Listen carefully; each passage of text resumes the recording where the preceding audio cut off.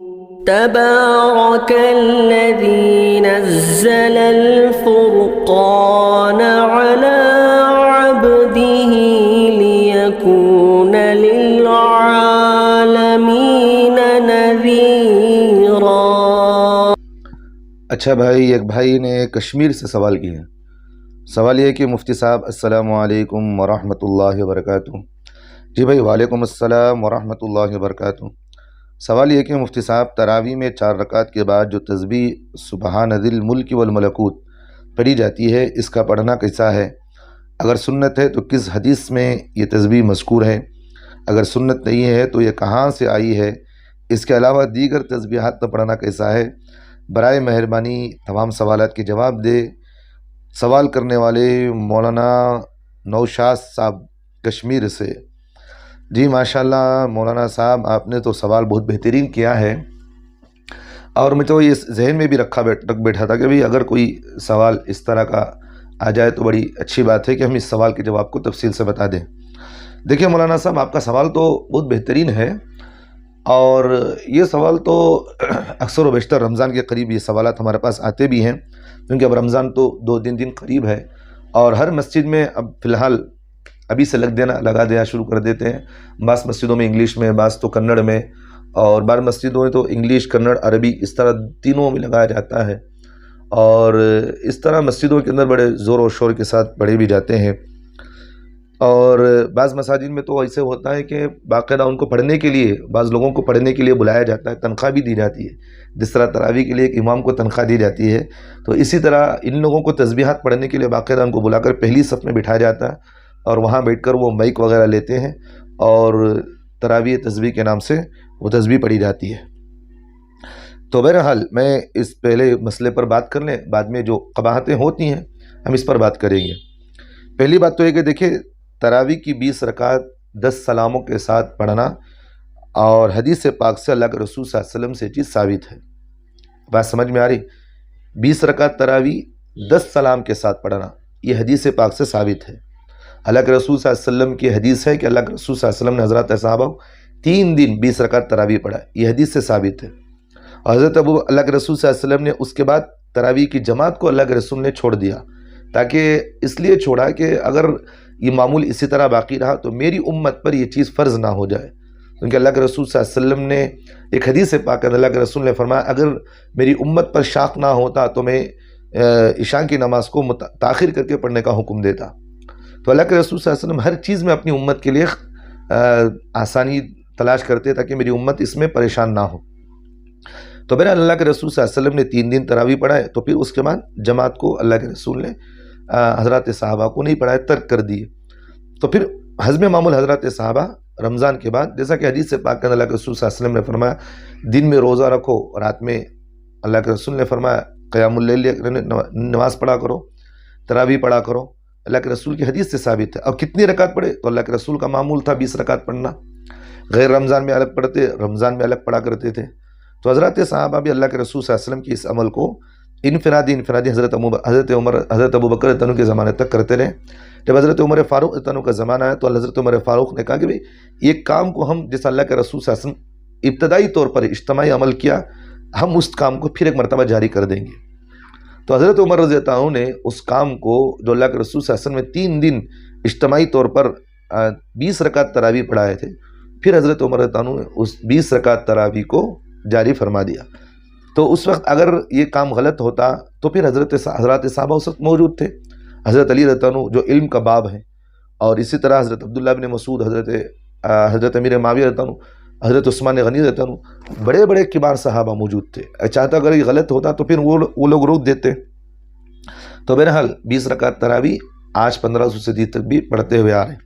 اب بعض لوگ یہ بات کچھ ضروری ہے تو میں اس لیے میں پہلے کہہ دیتا ہوں، بعد میں آپ کو ترتیب سے میں بتاتا ہوں۔ بعض لوگ یہ کہتے ہیں کہ حضرت آج کل مکے کے اندر 10 رکعت تراویح پڑھی جا رہی ہے، تو ہمارے لیے یہی تو دلیل ہے۔ دیکھیں بھائی، مکے میں اگر 10 رکعت تراویح پڑھی جا رہی ہے تو ہمارے لیے کوئی دلیل نہیں ہے، یہ ہمارے لیے کوئی دلیل نہیں۔ 20 رکعت تراویح اللہ کے رسول صلی اللہ علیہ وسلم کے زمانے سے لے کر جو آج تک پڑھی آ رہی تھی، حضرات صحابہ پڑھے، حضرات تابعین، تابعین جو پڑھتے ہوئے آ رہے ہیں، کیا وہ لوگ علیاذ باللہ کیا وہ نادان تھے؟ کیا ان کو سمجھ نہیں تھی؟ جو آج کے زمانے میں محمد بن سلمان یہودیوں کا ایجنٹ ہے، یہودیوں کی گود میں پلا ہوا ہے، اس نے اگر 10 رکعت تراویح شروع کر دی تو کیا ہمارے لیے کیا یہ دلیل بن سکتی ہے؟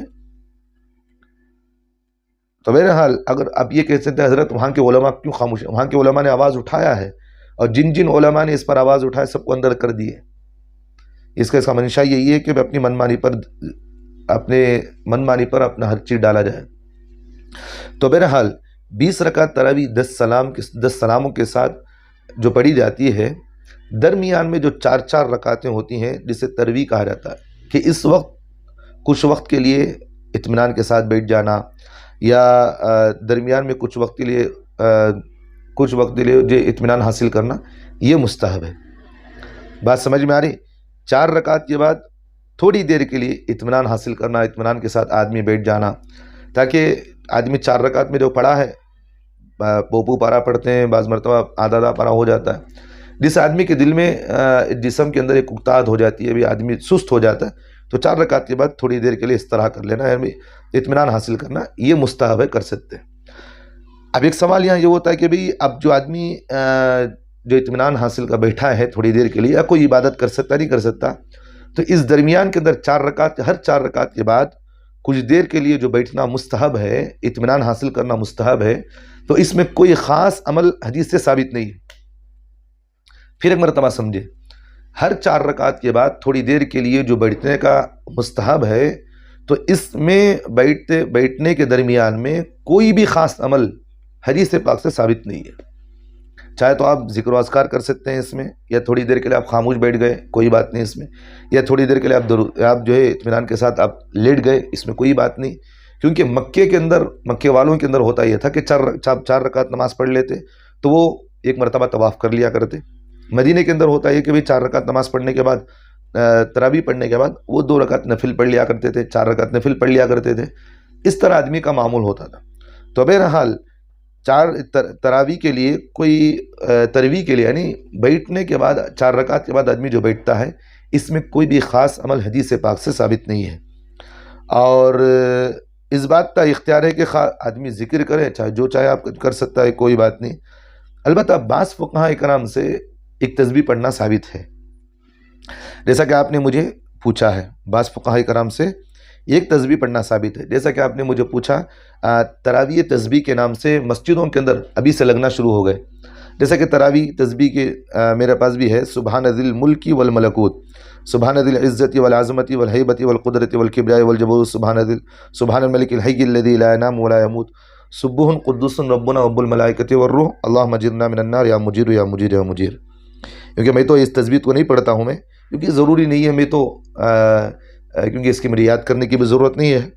تو بہرحال تو بعض فقہاء نے یہ تسبیح سبحان ذی الملک والملکوت جو تسبیح ہے، اس کا پڑھنا حضرات فقہاء سے منقول ہے، بات سمجھ میں آ رہی؟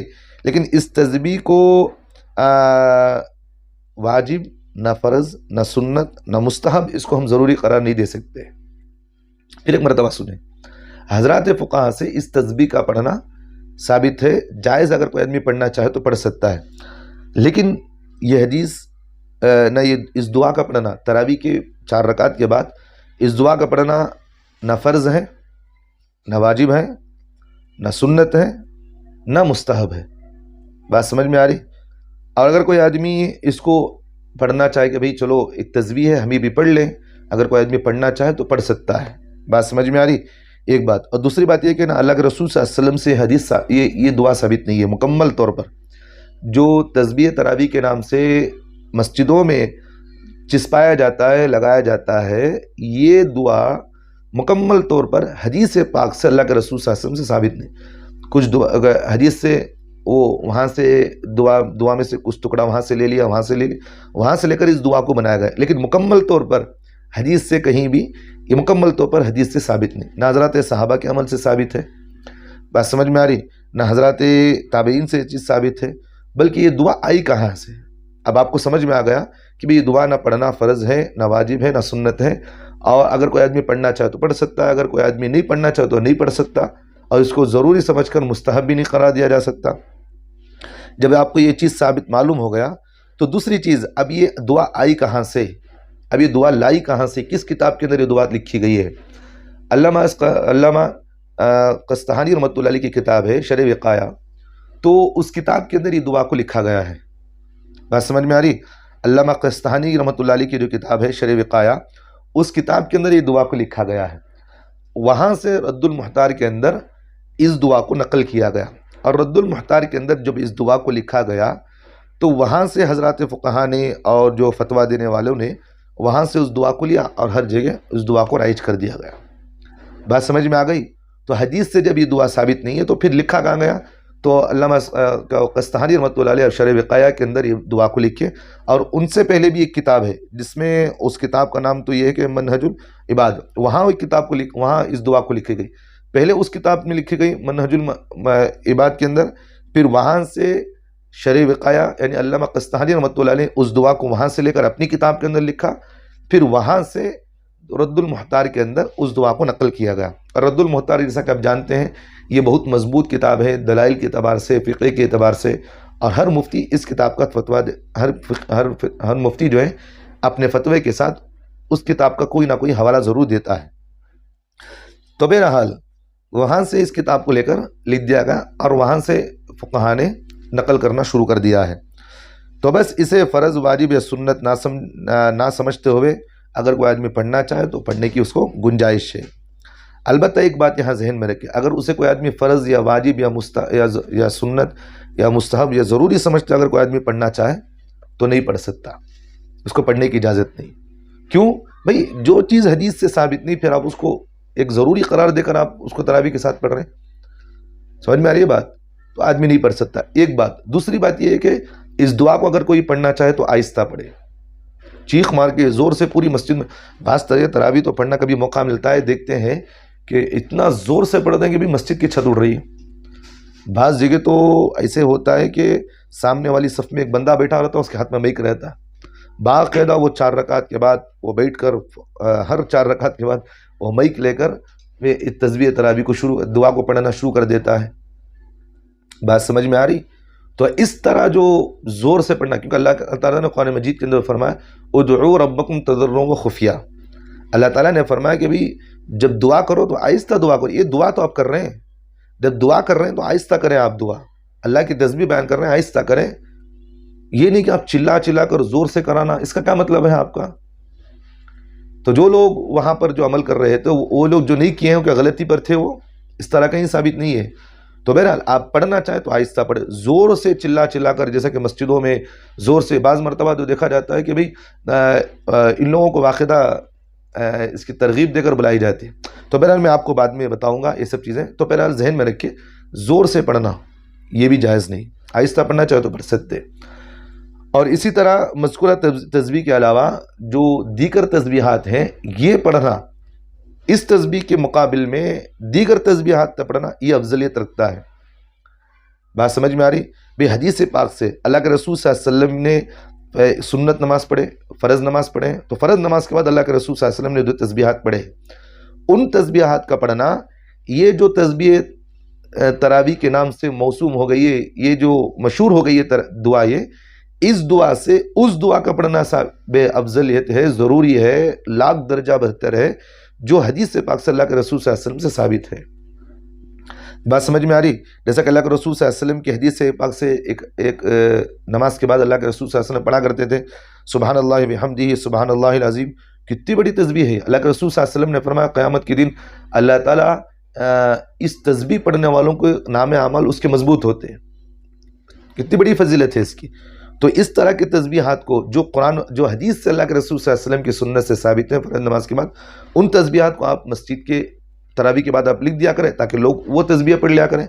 لاکھ درجہ کروڑوں درجہ بہتر یہی ہے کہ ان تسبیحات کو آپ پڑھیں جو اللہ کے رسول صلی اللہ علیہ وسلم کی حدیث سے ثابت ہے. یہ تو حدیث سے ثابت نہیں ہے مستقل. تو بہرحال علماء دیوبند، ہمارے علماء دیوبند اہل سنت الجماعت احناف دیوبند ہیں، ان کی کتابوں کے اندر ان کا معمول کیا تھا؟ ہمارے بزرگان دین جو دیوبند کے رہتے تھے وہ کیا عمل کرتے تھے کہ بھئی تراویح کے 4 رکعت کے بعد وہ کون سی دعائیں پڑھتے تھے؟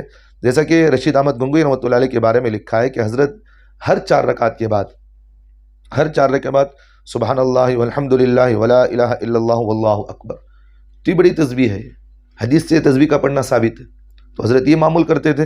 اسی طرح مفتی عزیز الرحمان صاحب رحمۃ اللہ علیہ اور اسی طرح فقیہ رشید احمد گنگوئی رحمۃ اللہ علیہ سبحان اللہ اس طرح کی تسبیحات حضرت پڑھا کرتے تھے، کیونکہ یہ حدیث سبحان اللہ پڑھنا، الحمدللہ پڑھنا، اللہ اکبر، یہ احادیث سے ثابت ہے.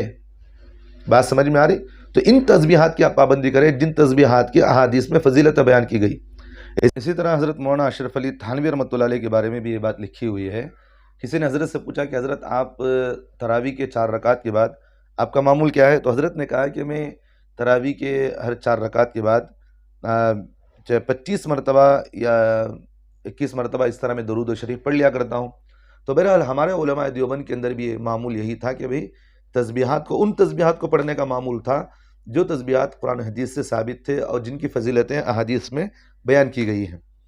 تو بہرحال فی زمانہ اس تسبیح کو بہت زیادہ، ایک بات تو ہو گئی، یہ سب باری بات اب آپ کے سامنے میں نے بتا دیا کہ بھئی احادیث میں اس کی کیا فضیلت ہے، کیا ہے یا نہیں ہے، اور اسی طرح علماء دیوبند کا کیا طریقہ کار رہا، میں نے آپ کے سامنے بتا دیا.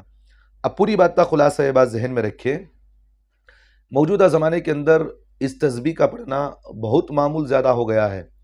بعض جگہ تو اس کو فرض سمجھ رہے گئے، بھئی اگر کوئی آدمی اگر تسبیح کی پابندی نہیں کیا تو اسے برا بلا کہا جاتا ہے. بعض مستورات کے بارے میں ہمارے پاس آتی ہیں کہ بھئی مستورات باقاعدہ ایک کارڈ وغیرہ روزوں کے نکلتے ہیں، وہ کارڈوں میں لگ لیتی ہیں اور جیسے 4 رکعت ہوتی ہے تو پھر انہیں اٹھا کر پڑھتے ہیں. بعض مستورات کے بارے میں تو ہمیں یہ معلوم ہوا کہ دعا یاد نہ ہونے کی وجہ سے وہ تراویح نہیں پڑھتی ہیں. اس طرح کی باتیں ہیں. اور بہرحال اب مسجدوں کے اندر تو یہ ہوگا کہ بھئی اگر کوئی نہ پڑھے تو پھر اگر کوئی نہ لگائے تو بھی برا بلا کہا جاتا ہے، غلاٹیں ہوتے ہیں، لڑائی جھگڑے ہوتے ہیں. تو فی زمانہ اس تسبیح کا اتنا اہتمام ہو گیا ہے کہ بڑے بڑے چشموں کے ساتھ اس کو لگایا جا رہا ہے کہ اگر کوئی آدمی نہ پڑھے تو اسے برا بلا کہا جائے. تو بہتر تو یہی ہے کہ آپ اس تسبیح کو ہٹا دیا جائے. بات سمجھ میں؟ مسجدوں سے اس تسبیح کو ہٹائے.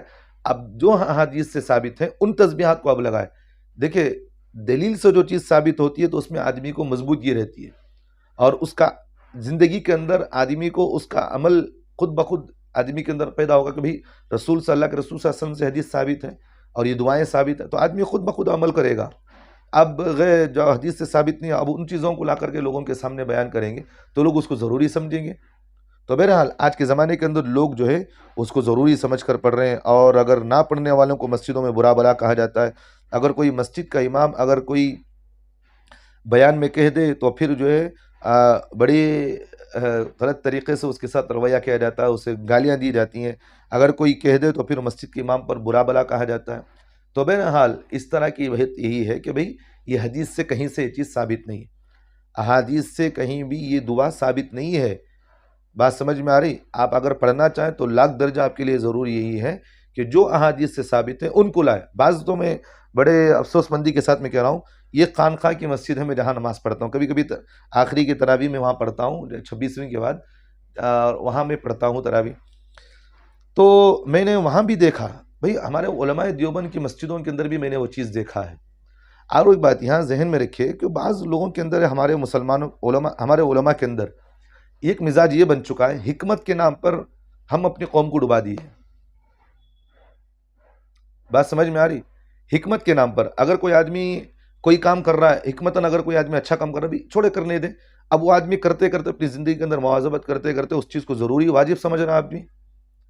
اب اگر کوئی عالم اس کو روک کرتا ہے تو فون کرتے حضرت چھوڑو، حضرت کریں دے، کچھ بھی نہیں. شریعت مطہرہ کے اندر حکمت کے نام پر کوئی بھی عمل اب کرنا چاہ رہے ہیں تو پھر اگر کوئی آدمی ضروری قرار دے تو پھر اس قرآن حدیث میں ہم دیکھیں گے. بات سمجھ میں آ رہی؟ تو ہمارے علماء کے اندر، برادری کے اندر بھی کچھ لوگ ایسے ہو گئے ہیں جو حکمت کے نام پر لوگوں کو اس طرح کے غلط طریقوں پر بھی ڈال رہے ہیں. بولتے نہیں، اگر کوئی بول دیا تو پھر اس کے مخالفت میں باتیں کرتے ہیں. تو آج حکمت کے نام پر آج ہماری پوری قوم ڈوب چکی ہے. ہم حکمت چھوڑے. اگر حکمت اگر ضروری ہوتا تو ایک بات یہاں ذہن میں رکھیں، اللہ کے رسول صلی اللہ علیہ وسلم نے مکہ مکرمہ کے اندر دین کی دعوت دی نہیں دی؟ دعوت دی ہے نا. اور اس وقت اللہ کے رسول صلی اللہ علیہ وسلم کے ایک مرتبہ آپ واقعہ علماء جانتے بھی ہیں، سنتے بھی ہیں کہ اللہ کے رسول صلی اللہ علیہ وسلم کے پاس ایک مرتبہ ابو طالب جو بھی ہے اللہ کے رسول صلی اللہ علیہ وسلم کے چچا تھے، ابو طالب کے پاس آئے، کہنے لگے کہ ہم آپ کے بھتیجے کو، آپ کا بھتیجا ہمارے خداؤں کو گالیاں دیتا ہے، سب کرتا ہے، ہم کو اس کو بلا کر بلائیں، ہم بات کریں گے. تو اللہ کے رسول صلی اللہ علیہ وسلم جب ابو طالب کے گھر میں گئے تو وہاں ابو جہل بیٹھا ہوا تھا، عتبہ، جو بھی بڑے بڑے کفار مکہ تھے، سب بیٹھے ہوئے تھے۔ انہوں نے اللہ کے رسول صلی اللہ علیہ وسلم کو اس کام سے روکنے کی کوشش کی، تو اللہ کے رسول صلی اللہ علیہ وسلم نے اگر حکمتاً اگر اللہ کے رسول صلی اللہ علیہ وسلم چاہتے کہ چلو اپنے چچا ابو طالب بھی بول رہے ہیں، سب بول رہے ہیں، تو چلو میں حکمت کے لیے کچھ دن کے لیے اپنی دین کی دعوت کو روک دیتا ہوں، تو اللہ کے رسول صلی اللہ علیہ وسلم نے کہا، فوراً اس وقت کہا کہ بھئی میرا ہاتھ میں اگر ایک ہاتھ پر چاند ایک ہاتھ میں سورج رکھ دیا جائے تو میں جب بھی اس کام سے ہٹنے والا نہیں، مر بھی جاؤں اس کام سے ہٹنے والا نہیں۔ جان جانے کا خطرہ ہے لیکن حکمت کے نام پر اپنے کام کو نہیں چھوڑا۔ اب ایک جہتی کے نام پر، اب حکمت کے نام پر امت کو، قوم کو کہاں تک ڈبایا جا رہا ہے؟ آج لوگ اس دعا کو ضروری سمجھ کر، فرض سمجھ کر، واجب سمجھ کر، جن مسجدوں میں نہیں پڑھا جاتا ان مسجدوں میں لڑائیاں جھگڑے میرے پاس موجود ہیں۔ جن مسجدوں میں اگر کوئی دعا ہی نہیں پڑھتا تو باقاعدہ اس مسجدوں میں بڑے گھلاٹے جھگڑے ہوتے ہیں۔ اگر کوئی مسجد کا امام اس کو یہ کہتا ہے کہ اگر اس دعا کے سلسلے میں کہے تو یہ حدیث سے ثابت نہیں ہے، تو فوراً اس مسجد کے امام پر انگلیاں اٹھانا شروع کر دیتے، اور ان کی پش پناہی ہمارے کچھ علماء ہیں جن کو بڑے بڑے مانتے ہیں، ان لوگوں نے حکمت کے نام پر اس طرح کی چیزیں اگر زبان اپنی کھول کر ان باتوں کو کہیں گے تو پھر سب کی تائید ہو جائے گی۔ ایک مرتبہ میرے پاس بات کہیں سے کہیں جا رہی، تو ایک مرتبہ میرے پاس اس طرح ہوا کہ ایک گزشتہ سال رمضان میں روزوں کی کارڈیں بانٹی گئی۔ اب جو روزوں کے کارڈیں بانٹے گئے تو اس میں کچھ وقت، اس میں کچھ اور وقت لگا تھا، اس میں کچھ وقت لگا ہوا تھا۔ سحری کا معاملہ آیا تو پھر اس میں سحری میں کچھ لوگوں نے 5 منٹ زیادہ لکھ دیا گیا، اس میں کچھ 5 منٹ کم لکھا گیا ہے۔ میں نے ایک بڑے مولانا سے فون کیا، کہا کہ حضرت آپ اپنی آواز کو اٹھائے، اب یہ کہیں ایک بڑے ادارے سے کہ اگر کہیں سے اگر چیزیں چھپی ہوئی ہو تو اس پر آپ اعتماد کرتے ہوئے اپنی سحری اختیاری کریں، ان چیزوں کو چھوڑ دیں۔ تو اس مولانا نے کہا کہ حضرت یہ کام آپ کا ہے، میرا نہیں ہے۔ میرے بولنے سے ان کے بولنے میں کیا بڑا فرق رہتا ہے کہ بھی آپ کی آواز کو پوری قوم سنے گی، میری آواز کو صرف افراد سنیں گے۔ آپ کے بولنے میں جو فائدہ جتنا ہے میری آواز میں اتنا فائدہ نہیں ہے۔ تو بڑا افسوس ہوا دیکھ کر کے مجھے۔ تو بہرحال میں بتا رہا ہوں کہ حکمت کے نام پر آج ہماری قوم ہماری پوری ڈوب چکی ہے۔ تو بہرحال مولانا بات کہیں سے کہیں جا رہی ہے۔ تو اسی طرح اگر کوئی آدمی مسجد کے دیواروں پر اگر اس دعا کو لکھا، ایک مسئلہ میرے ذہن میں آ گیا، وہی بتا رہا ہوں۔ مسجد کی دیوار پر آپ نے اس دعا کو لکھا، اگر کوئی آدمی نماز پڑھنے کی حالت میں قرات کے درمیان میں اس دعا کو دیکھ کر پڑھ لیا، بتاؤ اس کی نماز رہے گی باقی؟ نماز تو ختم ہو گئی اس کی، کیونکہ نماز کے اندر تو حکم تو یہی ہے کہ قرآن کا پڑھنا فرض ہے۔ اگر کوئی آدمی نماز کے اندر قرات کے درمیان میں، نماز میں قرات کرتے ہوئے، قرآن پڑھتے ہوئے اگر کوئی آدمی حدیث بھی پڑھ لے، نماز فاسد ہو جائے گی۔ جیسے مثال کے طور پر اگر کوئی آدمی قل هو اللہ احد پڑھا، اللہ الصمد پڑھا، درمیان میں انما الاعمال بالنیات حدیث پڑھ لیا، نماز فاسد ہو گئی اس کی، کیونکہ آپ نے کلام اللہ کے درمیان میں آپ نے حدیث کو داخل کر دیا، نماز فاسد ہو گئی اس کی۔